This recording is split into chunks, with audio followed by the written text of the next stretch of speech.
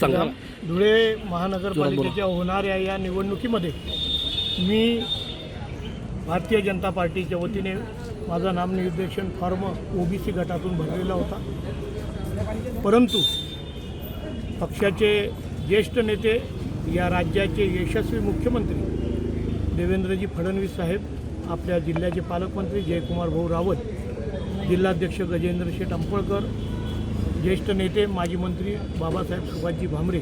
आणि विद्यमान आमदार विकास पुरुष अनुप भैया अग्रवाल यांनी पक्ष आदेशाप्रमाणे मला सांगितल्याप्रमाणे मी आज माझा नामनिर्देशन फॉर्म हा माघारी घेतलेला असून यासाठी मी छोटू भाऊ थोरात यांना ही उमेदवारी देण्यासाठी, त्यांना एक चांगला कार्यकर्ता काम करण्यासाठी पुढे यावा. मला पक्षाने या अगोदर 4 वेळा माझ्यावर नगरसेवक पदाची जबाबदारी दिलेली होती. कायमच आपण आपल्या घरामध्ये नको,